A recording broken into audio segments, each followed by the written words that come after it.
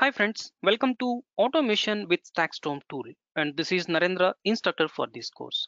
Friends, Stackstorm is an event-driven automation tool for DevOps and infrastructure.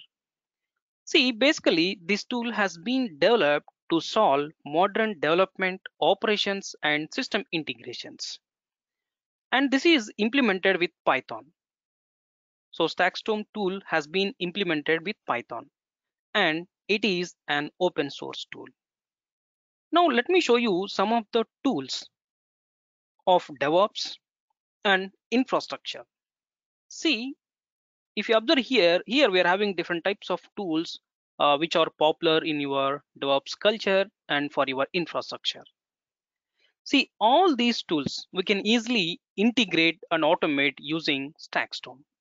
So simply we can tie existing infrastructure with the application environment using Stackstorm.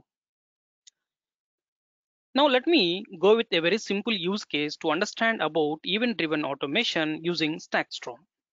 Just observe this diagram. And one more thing, when we do automation for your issues in your real time, if the issue is occurring repeatedly, then we can try to provide the solution for that using scripts or manually or automation, I mean some tools, right? Now here I'm trying to use Stackstorm to automate to fix the issue if that issue is repeatedly occurring. See, if it is occurring repeatedly, then we have a solution for it. So here, just assume that there are two issues which are occurring repeatedly. See, on this server, assume that low disk space is one of the issue and low JVM memory is one of the issue. And these two issues are occurring repeatedly. Then I want to automate those two issues. Whenever if they occur, I want to provide the solution automatically. That I am doing with Stackstorm. It is a very simple use case. Now, see, whatever the solution we have to provide for those two issues, that I assume that we have given in Stackstorm. Whenever low disk space occur, then your Stackstorm will go to your server and it will clean up var log. And whenever there is a low JVM memory, then your Stackstorm will connect to your server and it will increase the JVM options for your required service. That's fine. Now observe this entire diagram. Your server is integrated with some monitoring tool. That monitoring tool is integrated with Stackstorm, and Stackstorm is integrated with your server as well as some ticketing tool.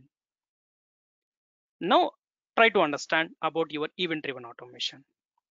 See, whenever there is a low disk space, then your monitoring tool will generate event 1. Just assume that. See, why your monitoring tool is generating event 1 means your monitoring tool will monitor your server service status. Now just assume that your monitoring tool will generate event 1 that represents low disk space, and it will generate event 2 that represents low JVM memory. And these events are monitoring again by your Stackstorm. Whenever there is a event 1, already Stackstorm knows that event 1 is nothing but low disk space. Whenever that issue occurred, already we have given a resolution for that in your Stackstorm. So that's why whenever event 1 occurs, Stackstorm will directly go and connect your particular server and it will clean up var log files. Second one, just assume that your monitoring tool is generating event 2.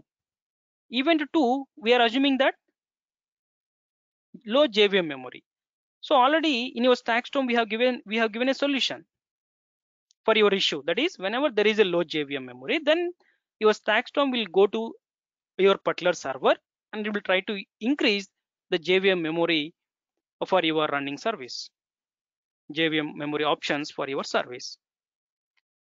Now assume that other than these two issues, there may be some new issue also, right? Whenever there is a new issue, generally what we will do, we'll go to Google and we'll try to get a solution, we'll fix it. But Stackstorm can't do that. That's why what it is doing, observe here. So other than those two issues, if new issue is occurring, then your monitoring tool will generate some other event, new event. Whenever if it is a new event, Stackstorm don't have a solution for it. That's why what it will do is instead of connecting with your particular server, it will go and connect with ticketing tool and it will create an incident. so that you will get a alert, so that the engineer will go and check the issue and will try to fix it by the engineer. So in this way, we can achieve event-driven automation using your Stackstrom. See, if you observe clearly, if one event is occurring, Stackstrom is taking one action. If other event is occurring, Stackstrom is taking some different action. That's why Stackstrom is like if this then that tool for your DevOps and infrastructure. See, basically it is event-driven automation tool. Manually also you can automate using your Stackstrom. No need of events. Based on requirement, you can configure your Stackstrom whether you want to act based on events or without events, right? And here, how your Stackstrom is monitoring these events and how your Stackstrom is executing your action on your particular server on which issue has been occurred, right? So here we have a sensors to monitor events which are delivering by some system, and here we have some actions which through which we can execute, we can provide a solution on your particular server. Not only those, we have different types of concepts. So now to apply your Stackstrom effectively in your DevOps culture or for your infrastructure, first you have to know different concepts of your Stackstrom. They are like packs, actions, workflows, rules, triggers, and sensors. Along with this, we can also do some chart ops operations also with your Stackstrom. So here we will go with one by one. We'll go and discuss each and every concepts clearly. Okay. Okay guys, thank you for watching this video. Just do subscribe my channel to get more updates whenever we post some new videos. Okay, bye.